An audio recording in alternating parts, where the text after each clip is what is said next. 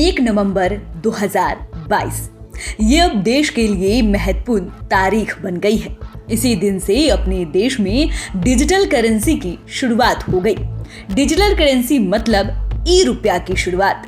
इसके साथ ही economy sector में नए युग का आगाज हो गया है। दरअसल इसी साल बजट में इसकी घोषणा की गई थी। इसी के तहत रिजर्व बैंक ने इस योजना का पायलट परीक्षण किया, लेकिन देश की अलग मैक्सिमम आबादी को पता ही नहीं कि डिजिटल करेंसी होता क्या है या ये क्या है। ऐसे में आज हम आपको 5 पॉइंट्स में डिजिटल करेंसी यानी कि ई-रुपया के बारे में बताएंगे। इस लिस्ट में 5वें नंबर पर इसकी शुरुआत की बात करते हैं। दरअसल नरेंद्र मोदी की सरकार बनने के बाद से कैशलेस पर बात होने लगी थी। अर्थशास्त्री भी कहने लगे थे कि कैशलेस सिस्टम लागू करना समय की डिमांड है। कोरोना संकट में इसकी अहमियत और अधिक बढ़ गई। इसके बाद ही ऑनलाइन पेमेंट की डिमांड बढ़ गई। इसके बाद डिजिटल करेंसी पर बात होने लगी। कई बार खुद पीएम नरेंद्र मोदी ने भी डिजिटल करेंसी के फायदे बताए और 2022-23 के बजट में इसकी घोषणा की गई और वो तारीख भी आ गई जब इसका पायलट परीक्षण किया गया, यानी 1 नवंबर 2022 को। कारोबारियों के लिए थोक खंड में 24 लेन देन किए गए। डिजिटल करेंसी का इस्तेमाल सरकारी बॉन्ड खरीदने में किया गया। इन सौदों की कीमत 2.75 अरब रुपए रही। रिजर्व बैंक के मुताबिक केंद्रीय बैंक डिजिटल करेंसी यानी कि ई-रुपया में पहले दिन हुए लेन देन में सभी 9 बैंक जुड़े रहे। इस दौरान डिजिटल करेंसी तुरंत जारी करने के साथ साथ उसी समय सौदा निपटान की प्रक्रिया जांची गई। कहा जा रहा है कि ये परीक्षण सफल रहा।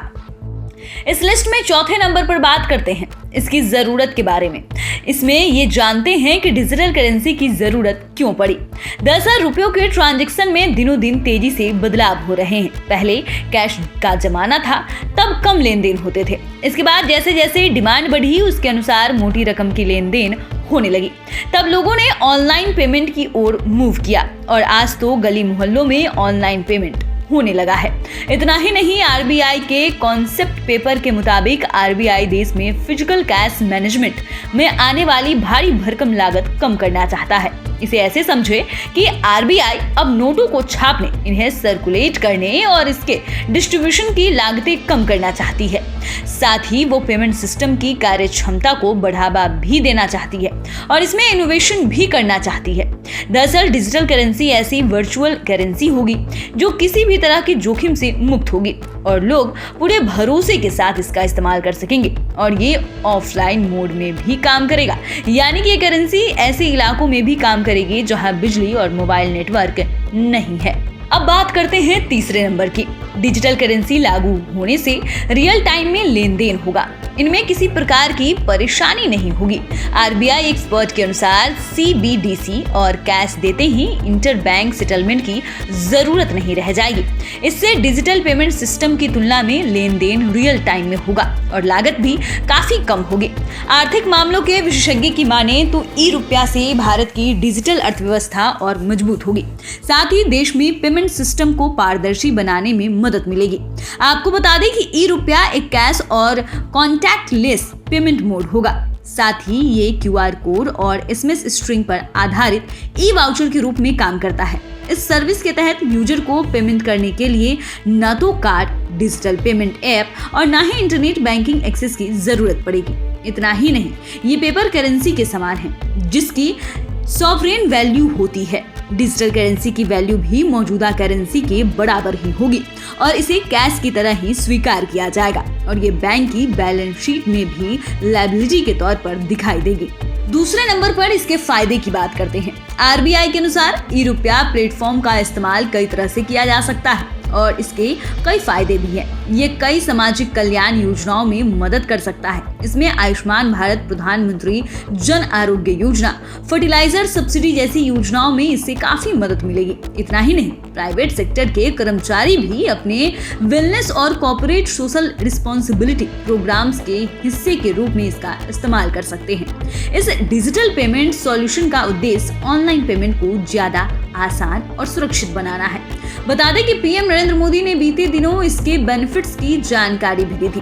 उन्होंने इसे लेकर ट्वीट भी किया था। उन्होंने बताया कि ई-रुपया कैशलेस और कॉन्टैक्टलेस डिजिटल पेमेंट सर्विस होगी। ये सर्विस स्पॉन्सर्स और बेनिफिशियरी को डिजिटली कनेक्ट करेगा, साथ ही अलग अलग वेलफेयर सर्विसेज की लीक प्रूफ डिलीवरी को भी सुनिश्चित करेगा। अब पहले नंबर की बात करते हैं। अब तक आपने इसके बारे में कई चीजें जान ली है, ये क्या है और इसके क्या फायदे हैं, इन बिंदुओं को जाना। आपने ये भी जाना कि इसकी जरूरत क्यों पड़ी और केंद्र सरकार इस पर जोर क्यों दे रही है। लेकिन ये भी बड़ा सवाल है कि ये काम कैसे करेगी और इससे अर्थव्यवस्था मजबूत कैसे होगी। दरअसल ये एक वाउचर है जिसे हस्तांतरित नहीं किया जा सकता, यानी केवल वही इसका इस्तेमाल कर सकेगा जिसके लिए इसे जारी किया जाएगा। ये QR कोड या SMS के रूप में होगा। इन्हें स्कैन किया जा सकेगा। सत्यापन के लिए लाभार्थी के मोबाइल नंबर पर एक कोड भेजा जाएगा। इसके जरिए वाउचर से भुगतान हो जाएगा और हाँ, इसका इस्तेमाल एक ही बार किया जा सकता है। ये कैशलेस के साथ ही कॉन्टैक्टलेस सिस्टम है। इसमें बैंकों की तरह निपटान की जरूरत नहीं होगी। इससे डिजिटल पेमेंट सिस्टम की तुलना में लेन देन ज्यादा रियल टाइम और कम लागत में होगा। इतना ही नहीं, नोटों की छपाई लागत भी कम हो जाएगी। RBI के अनुसार देश में 100 रुपए के एक नोट को छापने में 15 से 17 रुपए की लागत लगती है। एक नोट करीब 4 साल तक चल पाता है। इसके बाद केंद्रीय बैंक को दोबारा नोट छापने पड़ते हैं, जिस पर हजारों करोड़ रुपए की लागत आती है। बता दें कि RBI ने वित्त वर्ष 2021-22 में 4.19 लाख अतिरिक्त नोट छापे थे। इसके लिए उसे हजारों करोड़ रुपए खर्च करने पड़े थे। डिजिटल करेंसी का चलन बढ़ने से नोटों की छपाई पर आने वाली लागत खत्म हो जाएगी। इससे हमारे देश में अर्थव्यवस्था में सुधार ही नहीं होगी, बल्कि इसमें मजबूती भी आएगी। तो फिलहाल के लिए इतना ही। अगर आपने अभी तक चैनल को सब्सक्राइब नहीं किया है तो सब्सक्राइब कर ले। फेसबुक पेज को लाइक करना ना भूले। वीडियो देखने के लिए आपका धन्यवाद।